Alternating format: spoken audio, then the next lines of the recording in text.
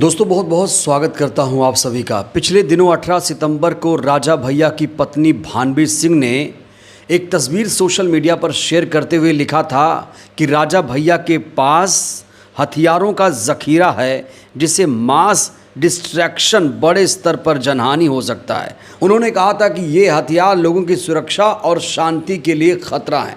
जब भानवी सिंह ने वो तस्वीर लोगों की दिखाई तो लोग दंग रह गए। कई लोगों ने यह भी कहा कि ये तस्वीर जो है एआई से जनरेटेड है। दोस्तों अब मैं जो आपको तस्वीर दिखाने जा रहा हूं उसे देखकर आप यकीनन दंग रह जाएंगे। उत्तर प्रदेश के प्रतापगढ़ के कुंडा से विधायक राजा भैया ने बड़ी संख्या में लाइसेंसी हथियारों का वीडियो सोशल मीडिया पर शेयर करके लोगों को हैरान कर दिया है। और जैसे ही हथियारों के ज़ख़ीरे की नुमाइश की गई, कहा जा रहा है कि दशहरे के मौके पर इन्होंने शस्त्र पूजन किया। दोस्तों इन तस्वीरों को देखकर आप ज़रा सोचिए, सोशल मीडिया पर कोई अगर एक हथियार लहरा देता तो पुलिस उसे क्या घसीट कर नहीं ले जाती। यहाँ राजा भैया ने करीब 300 के करीब हथियारों का वीडियो बनाकर सोशल मीडिया पर डाला है। अब लोग कह रहे हैं देखते हैं यूपी पुलिस क्या करती है। राजा भैया ने यहाँ हज़ारों की संख्या में हथियारों की शस्त्र पूजा की है। बड़ा सवाल ये है कि अगर इतने बड़े संख्या में हथियार किसी मुस्लिम नेता के पास होते तो अब तक क्या होता। इस समय दोस्तों यही बड़ा सवाल खड़ा हो रहा है। इस बीच राजा भैया की बेटी ने भी इंसाफ की गुहार लगाई है। मैं वो वीडियो भी आपको दिखाऊंगा। वहीं राजा भैया ने अपनी पत्नी के लगाए गए आरोपों के बाद पहली बार जवाब दिया। लेकिन दोस्तों सबसे पहले आप इन हथियारों के ज़ख़ीरे को ज़रा देखिए। इन तस्वीरों को ज़रा आप देखिए किस तरीके से हथियारों को यहाँ सजा कर रखा गया है। इसमें कहा जा रहा है कि पिस्तल है, 12 बोर की बंदूक है, रिवॉल्वर है, राइफ़ल है, 30 कार्बाइन जैसे हथियार शामिल है। बेती महल में इन हथियारों की पूजा के बाद राजा भैया ने कहा है कि ये सारे शस्त्र हमारे हैं और जो समर्थकों का है वो हमारा है, जो हमारा है वो समर्थकों का है। इतनी बड़ी संख्या में दोस्तों हथियार आखिर क्यों रखे गए हैं, ये बड़ा सवाल है।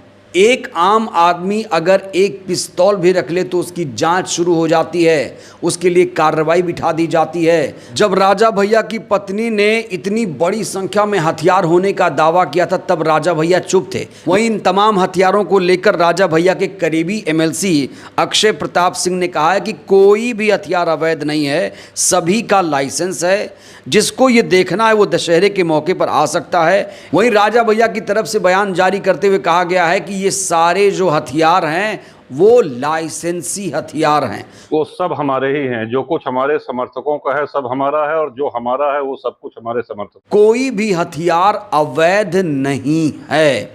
इस बीच सोशल मीडिया पर राजा भैया का विरोध शुरू हो गया। लोग कह रहे हैं कि राजा भैया की अब गिरफ्तारी हो जानी चाहिए क्योंकि ये गैर कानूनी काम कर रहे हैं। इसको लेकर क्रांति कुमार ने लिखा है कि आम आदमी को एक पिस्तौल का लाइसेंस बड़ी मुश्किल से मिलता है।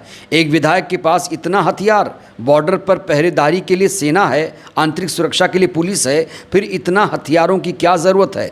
99% हथियारों को जब्त कर लेना चाहिए। यहाँ पर लोग कह रहे हैं कि इन हथियारों को जब्त कर लेना चाहिए और इनके खिलाफ कड़ी से कड़ी कार्रवाई करनी चाहिए। तो सोशल मीडिया पर इसको लेकर यही लिखा जा रहा है कि यूपी में कानून व्यवस्था का क्या हाल है, आप इन हथियारों को देखकर अंदाज़ा लगा सकते हैं। एक विधायक को इतने सारे संख्या में हथियारों की नुमाइश करने की आज़ादी है, लेकिन आम इंसान के पास अगर ऐसा कुछ होता तो अब तक उसे जेल में डाल दिया गया होता। सोशल मीडिया पर लोग ये भी लिख रहे हैं कि अभी अगर आज यूपी में बसपा की सरकार होती तो राजा भैया को फिर से जेल में जाना पड़ता। एक यूजर लिखते हैं कि गुलशन यादव ने इतने शस्त्रों को दिखाया होता तो अब तक यूपी पुलिस गुलशन यादव के घर पर होती। दोस्तों गुलशन यादव क्या, कोई भी व्यक्ति एक पिस्तौल सोशल मीडिया पर डालकर देख ले। अगर वो सत्ताधारी पार्टी के साथ नहीं है, विपक्षी का समर्थक है या विपक्षी पार्टियों का नेता है, अगर एक भी पिस्तौल, एक भी हथियार वो यहाँ पर लहरा के दिखा दे, उसकी औकात पता चल जाएगी, उसे तुरंत जेल में डाल दिया जाएगा। एक यूजर पुनीत कुमार लिखते हैं कि कोई सड़क पर नमाज पढ़ ले तो उसे लातों से मार देते हैं ये लोग। अब यहां सीधे शस्त्र पूजन किया जा रहा है तो सरकार के मुंह पर ताले लगे हुए हैं। मीडिया इस मुद्दे पर सरकार से सवाल भी नहीं करेगी। आप इसे शेयर करके जनता तक पहुंचाइए। तो सोशल मीडिया पर इसको लेकर एक मुहिम छिड़ी हुई है। कहा जा रहा है कि राजा भैया की गिरफ्तारी होनी चाहिए, क्योंकि बहुत सारे लोग यहां पर आवाज़ बुलंद करने की राजा भैया क्या कानून से ऊपर हो गए हैं, आखिर उनकी गिरफ्तारी क्यों नहीं हो रही है। इस बीच राजा भैया की बेटी राघवी कुमारी ने सार्वजनिक रूप से पिता पर गंभीर आरोप लगाए। न सिर्फ पिता पर बल्कि प्रशासन पर भी गंभीर आरोप लगाए हैं। उन्होंने कहा है कि मेरी मां भानवी के खिलाफ फर्जी मुकदमे दर्ज करा दिए गए हैं और उनका उत्पीड़न किया जा रहा है, इसलिए सरकार हमारी मदद करे। देखिए दोस्तों ये वीडियो। प्रणाम। हम बहुत त्रस्त होकर के योगी जी से एक मांग कर रहे हैं कि आप एक बार में ही हमको, हमारी माँ को और हमारी बहन को एक बार में ही मरवा दीजिए, लेकिन इस तरह धीरे धीरे करके हमारे हाथ पैर मत काटिए।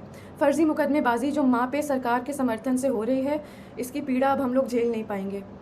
एक नया क्रिमिनल कंप्लेन किसी अनजान आदमी राणा अजय सिंह ने करा है। इसमें मेरी माँ पे निराधार आरोप लगा के उनको फैज़ाबाद बुलाया जा रहा है, जहाँ हम लोग कभी गए भी नहीं हैं। हज़रतगंज थाने में भी फर्जी एफआईआर और मुकदमे चल रहे हैं। डीसीपी कहते हैं कि उन्हें जानकारी नहीं है और एसएचओ कहते हैं कि ऊपर का मामला है और हमारे पास वॉइस रिकॉर्डिंग है, क्योंकि हम बिना प्रमाण के बात नहीं करते। एमएचए और इंटरनल सिक्योरिटी ने यूपी पुलिस को कार्रवाई करने को कहा है और यूपी पुलिस प्रशासन मम्मा को ही परेशान कर रही है। सेंटर ने लिखा है कि mamma's evidence is self explanatory, मतलब सबूत ही प्रमाण है। जान लेने की धमकी के बाद भी प्रमाण सहित SCAR L, assault rifle, submachine guns, MP5, AUG weapons और अनगिनत 9mm पिस्टल का प्रमाण लोकेशन सहित देने के बाद मम्मा के ही ऊपर फर्जी मुकदमे चल रहे हैं और उनको उसी उत्तर प्रदेश में बुलाया जा रहा है, जहां उनके ऊपर गोली चली है, जान का खतरा है और जान से मरने की धमकी मिली है। ये सब योगी जी के सरकार और संरक्षण में हो रहा है और क्षत्रिय धर्म हमें ये नहीं सिखाता। सेंटर से जाँच के ऑर्डर को लेने के बाद योगी सरकार और यूपी पुलिस प्रशासन मम्मा को चुप कराने के लिए उनके ऊपर फर्जी कंप्लेन मुकदमे लगा करके उनको वहीं बुला रही है। ये लोग मम्मा को बहुत आराम से मार देंगे और पोस्टमार्टम का रिपोर्ट कंट्रोल कर लेंगे, उनको पागल घोषित कर देंगे और ज़िंदगी भर हम और हमारी बहन सड़क पे उनके लिए जस्टिस मांगते रह जाएंगे। बाहुबल, पैसा और सीएम योगी के समर्थन से हम सालों से उत्पीड़ित हैं। डोमेस्टिक वायलेंस में मम्मा के रिब्स तोड़कर लंग्स में खून चला गया था।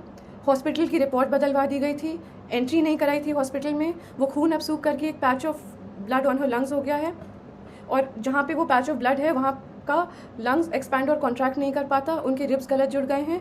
एम्स दिल्ली की रिपोर्ट भी है और ये permanent damage to irreplaceable organs है। दिल्ली पुलिस जब कार्रवाई करने के लिए लखनऊ गई तो दिन दहाड़े गवाहों के घर जाके यूपी पुलिस के गनर्स ने गवाहों को डराया, धमकाया और चुप कराया। ये वो गनर्स हैं जो सिक्योरिटी के लिए अलॉट होते हैं। ऐसे खतरनाक प्रमाण देने के बाद भी यूपी पुलिस का रवैया ये है और मम्मा पे अत्याचार ज़ोर शोर से है, कार्रवाई शून्य। जानलेवा धमकी के बाद, गोली चलाने के बाद हम किस उम्मीद से जाएं उत्तर प्रदेश ये मुकदमे लड़ने के लिए। यूपी में न्याय मांगने की कोशिश करिए तो आपके ऊपर 10 मुकदमे और हो जाते हैं, क्योंकि ये सब योगी जी के संज्ञान में ही नहीं बल्कि उनके समर्थन और संरक्षण में हो रहा है। हम योगी जी से खुद ही मांगेंगे कि आप किसी को भेज दीजिए यहाँ पे और हम तीनों को एक बार में ही मरवा दीजिए। हम सालों से पीड़ित हो चुके हैं और मम्मा की बिगड़ती हालत देखते हुए हमारी तबीयत भी खराब हो रही है। या तो कार्रवाई कराइए या तो हमारी जान ले लीजिए।